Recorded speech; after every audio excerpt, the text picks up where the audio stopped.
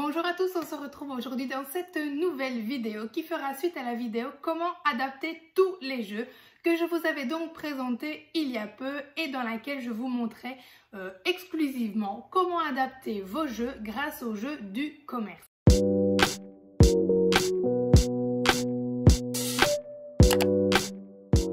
Donc à la fin de la première vidéo comment adapter tous les jeux, je vous avais montré un petit peu des outils, des accessoires que j'utilisais justement aussi pour égayer mes rééducations, les outiller avec des choses ludiques et je me suis dit pourquoi pas en faire une vidéo complète puisque finalement je pense que ça a lieu d'être et que j'ai quand même pas mal de petites choses et d'idées que je pourrais vous proposer pour du coup pouvoir utiliser vos jeux hors jeu du commerce, vraiment simplement avec les outils dont vous avez besoin, c'est-à-dire vos cartes, le plateau de jeu spécifique, etc. Et puis les petites choses ludiques que vous allez apporter pour vraiment avoir une rééducation répétitive, intensive et fonctionnelle. C'est pas beau ça ? Donc tout ce que je vais vous proposer aujourd'hui dans cette vidéo, c'est du matériel simple que vous allez pouvoir trouver un peu partout. Il y a aussi évidemment des choses de notre boutique puisque j'avais vraiment envie de construire une catégorie accessoires qui allait justement me permettre de vous proposer du matériel ludique que moi j'utilise pendant mes rééducations et c'était quelque chose qui, comme tout, me tenait à cœur évidemment. Donc ça sera plus facile pour moi de vous réorienter évidemment vers ce type de produits quand ils seront sur la boutique, mais sinon ne vous tracassez pas, comme d'habitude je vous mettrai des liens pour pouvoir trouver tout le matériel. Alors ces idées, vous allez évidemment pouvoir les utiliser avec tous vos patients, mais attention, certains éléments ne vont évidemment pas être cohérents à proposer à des enfants qui ont notamment des troubles de l'attention, avec ou sans hyperactivité, car évidemment certains accessoires et outils pourraient être une source de trop grande distraction pour ces enfants-là. Mais ça, c'est à vous évidemment de connaître vos patients, leurs difficultés, leurs besoins, etc. et de juger si oui ou non vous pouvez leur proposer un tel outil pour stimuler et motiver l'enfant lors de la séance. Donc voilà, je vais vous proposer évidemment des... Il y a une queue là qui passe. Qu'est-ce que tu fais ? Donc voilà, tous les outils que je vais vous proposer aujourd'hui, peut-être que vous les avez déjà, peut-être que vous ne les connaissez pas, peut-être que vous utilisiez déjà ces idées-là au cabinet. Mais j'espère en tout cas que l'ensemble des idées que je vais vous proposer vous inspirera peut-être pour trouver vous aussi de nouvelles choses à proposer à vos patients et j'espère évidemment de nouveaux outils. Donc voilà, vous m'excuserez d'avance, je vais évidemment prendre des outils de la boutique pour vous faire cette vidéo parce que je n'ai pas mon matériel avec moi et qu'évidemment j'ai tout ce qui concerne la boutique chez moi, donc ça va être beaucoup plus facile. Bref, si vous n'avez pas encore vu la vidéo de comment adapter tous les jeux, je vous conseille vivement d'aller la voir pour comprendre vraiment le principe, mais très brièvement. Donc j'utilisais des cartes, donc de n'importe quel jeu évidemment en fonction de l'objectif que vous souhaitez travailler et puis j'allais l'associer à un jeu ludique. Donc pour vous donner un exemple ici, donc je vais prendre les cartes monosyllabiques en image de notre boutique, je mélange le paquet de cartes, on fait simplement une pioche et puis on va avec un dé. Alors évidemment, j'ai mon fameux dé en cloche, mais un dé classique pourra très bien convenir. Vous utilisez vraiment celui que vous voulez. Évidemment, vous l'aurez compris, vous prenez vraiment les cartes que vous voulez. Donc vous pouvez faire de la conscience phonémique, de la conscience syllabique, vous pouvez faire de la lecture de mots simples, de la lecture de mots complexes, vous pouvez faire de l'articulation, vous faites vraiment tout ce que vous voulez. Mais voilà, ma première idée, très simple, vous mettez le paquet de cartes avec lequel vous souhaitez travailler, vous prenez un dé, je lance mon dé. Je tombe sur un, pas de chance pour moi. Je prends une carte, je dénomme l'image, donc Do. Et si je l'ai bien dénommée, je la remporte. C'est ensuite à mon adversaire de jouer et on fait ça jusqu'à ce que le paquet soit vide. On compte ensuite les cartes et c'est tout. C'est une petite idée de jeu très simple à mettre en place, très rapide mais efficace puisque du coup vous allez avoir le dé qui vous permet d'obtenir la variante d'intensité puisque vous allez proposer parfois à votre patient évidemment grâce au dé et on espère qu'il tombe sur 6 très souvent, de dénommer 6 images à la suite, etc. Donc là, on est vraiment du coup sur de la dénomination intensive et répétitive, puisqu'après vous pouvez, si vous voulez, remélanger le paquet et on est reparti. Deuxième idée de jeu, donc là je vais garder simplement mon dé et mon paquet de cartes, puisque c'est vrai que l'idée que je viens de vous proposer ne convient pas à tous les patients, il y en a pour qui ça ne sera pas forcément assez ludique. Donc, ce que je vais proposer, c'est que je vais toujours garder mon dé, toujours pour avoir cet effet intensif dans la répétition. Et je vais en fait éparpiller simplement toutes les cartes sur la table. Voilà, donc vous aurez compris le principe, j'éparpille simplement les cartes sur la table, ce qui permet d'avoir un autre aspect visuel pour les patients. un peu plus foufou hein, si on veut. Donc c'est le même principe que le jeu d'avant, on lance simplement le dé et on prend les cartes, sauf qu'ici comme elles sont un peu éparpillées, il y a un petit peu l'excitation du choix de la carte du coup qui plaît beaucoup à certains. Ensuite je reste sur cette présentation, donc je garde toujours mon dé, on est d'accord, on reste sur le même principe, mais je vais ajouter maintenant des choses en plus pour les patients qui ont besoin d'un petit truc en plus encore au niveau ludique. Donc là par exemple on va avoir chacun une tapette ventouse. Donc tout simplement, je lance le dé, j'ai droit à 4 cartes, hop, avec ma tapette, je vais attraper mes 4 cartes tout simplement. Et d'avoir le petit accessoire pour attraper les cartes, je vous assure, ça fonctionne à chaque fois. Donc finalement, j'ai toujours pas grand chose sur ma table, j'ai simplement mon paquet de cartes par objectif, un dé pour qu'il puisse piocher quand même plusieurs cartes en même temps, et la tapette simplement pour attraper les cartes. On n'a pas un très gros budget, pourtant on est sur un petit jeu efficace, fonctionnel, répétitif, donc bref, tout ce qu'on veut. Et puis sincèrement, ce type de jeu est très rapide à mettre en place, vous perdez pas trop de temps non plus, c'est efficace, vous pouvez reproposer la même idée à chaque séance en changeant vos cartes, enfin bref, c'est vraiment toutes des petites idées d'adaptation que moi j'ai vraiment adoptées maintenant dans mon quotidien d'orthophoniste et qui m'aident énormément. Même par exemple en fin de séance, si il me reste 5 minutes, je ne sais pas quoi faire, bon évidemment, nous avions sorti les boîtes 5 minutes pour, hein, c'était l'objectif. Mais voilà, il me reste 5 minutes, je ne sais pas quoi faire. Pouf, j'attrape un paquet de cartes, je les éparpille, c'est parti. Un dé, une tapette. En 30 secondes, c'est mis en place et c'est parti. On peut refaire une petite activité de dernière minute. Bref, une autre idée à la place de la tapette. Je vais utiliser un matériel que j'adore. Ça sera aussi des tapettes, mais celles-ci, elles sont aimantées. Je vous les ai déjà présentées énormément de fois. Sur Instagram, en story, etc. Et donc ici, le principe, c'est qu'en plus, bon, j'en ai acheté une deuxième, donc on peut chacun avoir la nôtre. Et alors, on va placer donc les petits jetons. J'en ai acheté en fait de plusieurs couleurs parce que je me suis dit que j'allais créer des jeux avec. Donc j'en ai des bleus, des roses, des rouges pour l'instant. Et donc là, simplement, bon, je vais pas le faire pour toutes les cartes parce que je vous avoue que j'ai pas envie de les ramasser. Mais on place simplement un petit jeton sur toutes les cartes. Vous l'aurez compris, le principe est de nouveau très simple, mais ça les amuse énormément. Et si ça leur permet de travailler, moi, ça me va. Et cette fois-ci, donc, on attrape avec la tapette. Donc, je tombe sur 3. Hop, je prends ma première carte. Je l'attrape, je dénomme. Hop, c'est gagné, c'est bon. Soit vous faites gagner la carte, soit vous faites gagner les jetons. J'en viendrai après aux récompenses. Hop, je continue. Et on continue comme ça jusqu'à la fin, jusqu'à ce qu'il n'y ait plus de cartes, évidemment, sur la table. À la place de la ventouse, une autre idée aussi, dont je viens de me rappeler, mais je n'ai pas en fait le matériel ici, malheureusement. J'ai aussi des mains collantes. Vous voyez, c'est les petits trucs qu'on tapait sur les plafonds et les murs quand on était petit, qu'on se faisait bien disputer, enfin en tout cas moi, dans ma génération. Et qui permettent aussi du coup d'attraper les cartes. Je les avais eues dans un jeu justement du commerce. Et je pense que justement je vous montre ce jeu dans la vidéo d'adaptation, donc allez voir si jamais ça vous intéresse. Et le lien de ce jeu est de toute façon dans mon article, donc sur mon blog, dans l'article top des jeux du commerce, où je vous ai mis à chaque fois une photo et les liens de tous les jeux que j'utilise vraiment et que j'adore au quotidien. Alors on continue, je suis toujours simplement avec un paquet de cartes et mon dé. Vous voyez, on n'a toujours pas énormément d'accessoires et pourtant on a déjà fait pas mal de choses. On va changer une nouvelle fois ici de l'apparence en fait de notre jeu pour ne pas lasser les enfants ou simplement pour ceux qui n'aiment pas non plus ce côté-là éparpillé. On va en fait proposer un petit circuit avec nos cartes. Celui-ci va prendre un petit peu plus de temps à mettre en place et quoique ça va dépendre évidemment du nombre de cartes que vous allez placer sur votre table. Ici, bon, j'en avais mis beaucoup donc je vais toutes les placer, mais je vais vous donner une astuce pour aller plus vite. Donc ça sera une vidéo toute astuce, hein, vous l'aurez compris, et j'espère sincèrement que vous trouverez des idées ou en tout cas des choses auxquelles vous n'aviez pas forcément pensé. Alors moi je vais faire, désolée vous voyez pas très bien, mais j'ai fait un carré complet qui se ferme sur la table. Je vais vite le faire plus petit.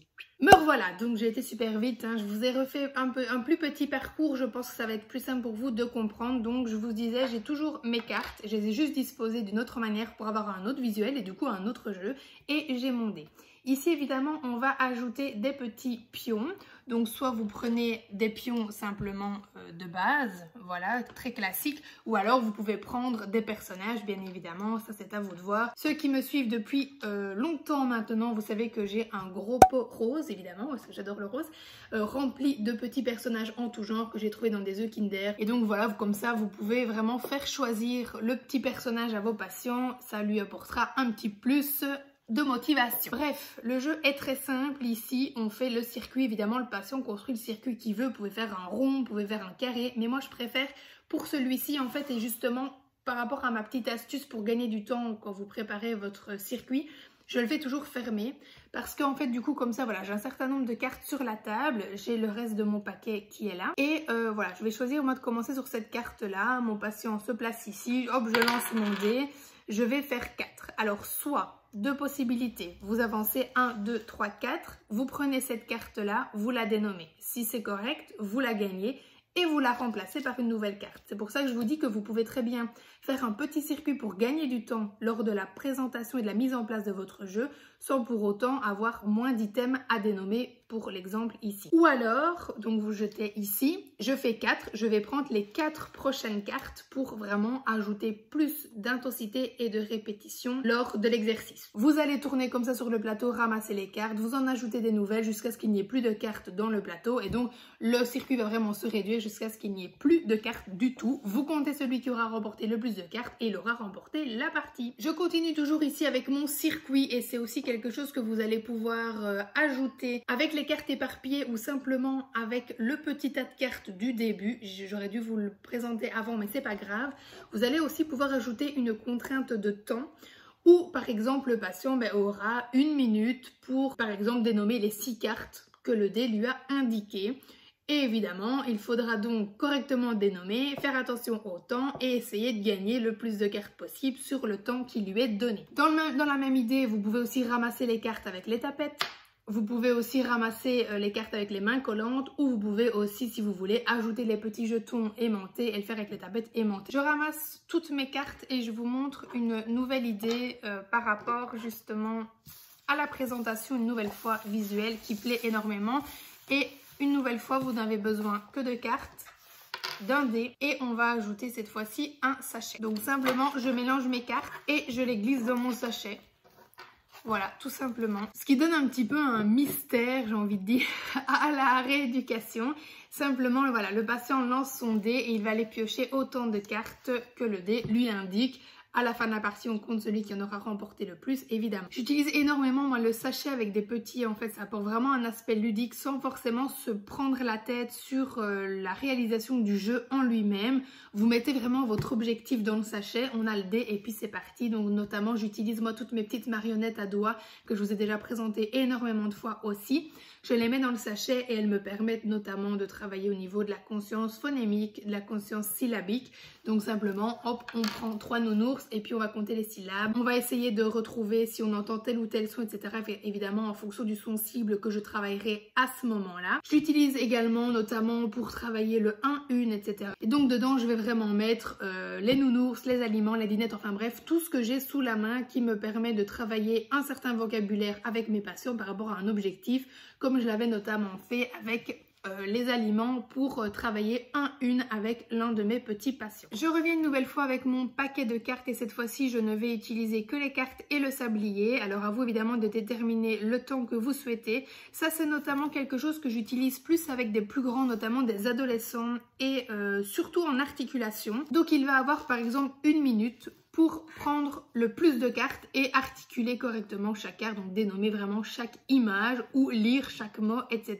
Ça c'est vraiment en fonction de l'objectif encore une fois.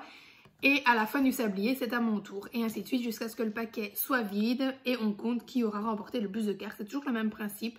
Et il n'y a toujours pas grand chose sur ma table, vous avez vu. Voilà, donc ça c'était vraiment la partie où je vous montre comment utiliser directement votre paquet de cartes notamment. Donc ici c'est vraiment pour partir d'un paquet de cartes que vous avez dans une boîte de jeu, ce que vous travaillez avec votre patient, des cartes que vous avez vous-même conçues, etc. Comment les utiliser, comment les mettre en place, avec quoi les associer pour vraiment avoir plein de petits jeux finalement très faciles, très simples à mettre en place, ludiques et fonctionnels. Et maintenant, je vais aussi vous montrer comment vous pouvez simplement utiliser votre paquet de cartes et puis à côté un petit jeu carotte pour stimuler votre patient. Alors le premier petit jeu, c'est un petit jeu de bowling de chez Tiger. Comme d'habitude, vous savez que je suis fan de ce magasin. Simplement, vous prenez voilà votre objectif. On va prendre par exemple ici une carte où il faut dénommer tout ce que l'on voit et articuler du coup correctement les couleurs puisque celui-ci c'est pour ce jeu. Si votre patient par exemple y arrive bien, eh bien il pourra tenter de lancer une bille pour faire tomber le plus de quilles possible et on note par exemple les points du nombre de quilles qu'il aura fait tomber. C'est quelque chose qui encore une fois est facile à mettre en place, qui est rapide, qui est ludique et qui ne vous fera pas perdre trop de temps dans votre séance. Comme d'habitude, vous pouvez ajouter un dé et proposer à votre patient du coup de piocher autant de cartes que le dé l'indique. À chaque carte correctement réalisée, il aura le droit à un lancer et ainsi de suite. J'ai un jeu aussi comme ça avec le foot, où il faut essayer de shooter la balle dans le goal. J'utilise aussi beaucoup pour les exercices de souffle, où évidemment on souffle la balle avec ou sans paille jusque dans le goal. Évidemment, il y a aussi tous les jeux classiques comme les puzzles, etc. que vous pouvez utiliser dans ce même principe. Alors, je passe maintenant à une autre partie, entre guillemets, de cette vidéo. Donc là, vous allez pouvoir utiliser notamment des plateaux vierges ou illustrés. D'ailleurs, petite avant-première, donc nous avons un matériel exclusif de plateaux et de scènes imagées que vous allez pouvoir utiliser avec vos patients, avec évidemment plein d'idées, d'adaptation, d'utilisation, etc. qui arrivent très prochainement sur notre boutique. Donc vous allez pouvoir utiliser le plateau. Donc moi j'utilise énormément de plateaux dans mes rééducations pour vraiment toutes sortes d'objectifs. Donc tout simplement, vous allez associer de nouveau avec votre paquet de cartes. Donc on va imaginer que cette fois-ci on travaille le comptage syllabique. Je prends simplement 2 pions et alors ici vous avez plusieurs possibilités. Soit vous jouez sans dés. À ce moment-là, le patient prend la carte, il va compter le nombre de syllabes. Par exemple, s'il y a 3 syllabes, il pourra avancer de 3 sur le plateau. Le premier qui arrive ici aura gagné. Ou alors, donc vous allez jouer avec un dé. À ce moment-là, voilà, vous tombez sur 4, vous allez prendre 4 images. Il faut découper les syllabes des 4 images et si c'est juste, à ce moment-là, il pourra avancer de 4. Le dé, encore une fois, vous permet du coup d'avoir vraiment cet aspect intensif et répétitif dans l'exercice que vous n'aurez peut-être pas forcément dans la première version, mais vous pouvez très bien avoir un plus grand plateau ou faire plusieurs parties sans problème. Ouais, donc ça, c'était une idée de jeu déjà plus spécifique, mais vous pouvez vraiment utiliser votre plateau pour tout ce que vous souhaitez, tout simplement. C'est l'aspect ludique que vous allez apporter à votre séance. Peu importe les cartes que vous allez utiliser, vous lancez le dé, si les cartes sont correctement dénommées, vous avancez sur le plateau et là, au lieu que le jeu se termine lorsque les cartes sont terminées, le jeu se termine lorsque le premier arrive à la case d'arrivée, évidemment. L'avantage, c'est que quand vous prenez un grand plateau, à partir du moment où vous avez terminé votre paquet de cartes, vous le remélangez et vous recommencez. D'ailleurs, à ce niveau-là, moi, petite astuce que vous connaissez certainement, ce que je fais pour vraiment avoir l'aspect intensif et répétitif, c'est que je vais proposer dans mon paquet de cartes plusieurs fois le même mot, vraiment pour que le patient puisse le dénommer, l'articuler, le lire, etc. plusieurs fois sur la même séance et vraiment espérer que cet item évidemment choisi au préalable soit acquis. Maintenant, je voudrais vous montrer quelques outils notamment que j'utilise pour changer un peu très simplement. Donc je vous avais parlé de mon fameux dé. Simplement avoir des dés de couleurs différentes, déjà ça peut tout changer. Donc ici, bon, moi j'en ai de toutes les couleurs, mais vous pouvez tout simplement proposer à votre patient de choisir son dé. Ensuite, on a les dés évidemment plus particuliers. Je sais qu'on ne le retrouve plus, mais voilà, celui avec la cloche. J'ai également des dés qui font des couleurs. Je ne sais pas si ça va se voir sur la vidéo, mais voilà. Ce sont des dés voilà, qui font de la lumière. Donc évidemment, ceux-là, attention à ne pas utiliser avec n'importe quel patient, bien évidemment. Vous avez aussi des dés un peu plus spécifiques qui aussi apporteront un autre aspect ludique à votre séance. Vous avez aussi tout ce qui est des couleurs que vous pouvez du coup associer très facilement avec des couleurs de cartes. Donc soit vous créez des cartes avec des dos de couleurs, soit vous proposez tout simplement, et moi c'est ce que je fais, notamment avec des cartes d'articulation, je vais simplement très rapidement faire une feuille sur laquelle je vais disposer par exemple 4 paquets de cartes comme ça les uns à côté des autres. Et ici, je vais simplement faire avec un feutre une petite pastille de couleur, comme ça on peut jouer avec le dé. C'est très simple à faire, très rapide et hop, ça nous fait une nouvelle fois, finalement, une nouvelle idée de jeu, une nouvelle présentation pour nos patients. Donc niveau dé, évidemment, il en existe énormément, au niveau des formes, des couleurs, etc. Et puis vous avez aussi le dé alphabet qui peut être très sympa pour créer plein de petites choses, plein de petits jeux.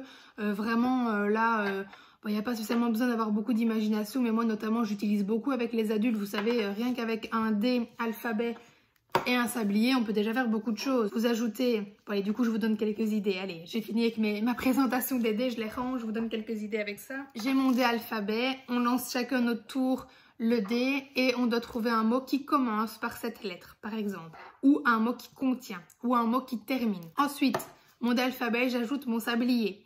J'ai 3 minutes, par exemple, pour trouver le mot qui commence par cette lettre, dans lequel on entend ou qui termine. J'ajoute évidemment mon petit outil qui me permettra d'avoir plus d'intensité de répétition dans ma séance. Donc j'ai 3 minutes pour trouver 5 mots qui commencent par des ou dans lesquels on entend des ou qui se terminent par des, etc. etc. C'est évidemment quelque chose qui est très chouette parce qu'ils vont manipuler aussi le dé. Et puis il y a le petit ici, le sablier, qui va vraiment être le petit côté excitant de la rééducation. Du coup, j'en viens aussi aux exercices où les enfants doivent écrire en langage écrit, en orthographe, etc. Vous pouvez évidemment utiliser ce type de support et simplement faire retranscrire à votre patient. Donc vous pouvez évidemment prendre tous les jeux qui existent et au lieu de demander à votre patient d'articuler, de dénommer, etc., vous lui demandez d'écrire le mot, d'écrire la phrase, d'écrire la lettre, etc., etc. Alors c'est vrai que certains patients vont avoir beaucoup de mal à trouver ludique le fait d'écrire, etc. Enfin, en tout cas, moi j'ai beaucoup de patients qui détestent ça. Donc du coup, ma petite astuce ici, malgré les petits jeux, les petites choses que pourtant j'ai essayé d'amener et qui sont ludiques, c'est d'apporter tout simplement des outils que je vais leur laisser choisir, évidemment, des petites choses assez fun, assez drôles à utiliser, etc. Et puis moi, en plus, je m'éclate avec parce que j'adore ce genre de petits trucs. Enfin bon. Et généralement, ça permet vraiment d'apporter un petit aspect ludique en plus à la rééducation. Attention cependant à ne pas utiliser des outils qui vont être trop encombrants, trop distracteurs ou trop lourds pour le graphisme en tout cas et pour la tenue de l'instrument parce que sinon ça va être plus handicapant qu'autre chose. Maintenant, à vous de voir évidemment quel est votre objectif de travail. Alors, je vous parlais également de récompenses, donc les petites choses que vous pouvez aussi très simplement mettre en place avec vos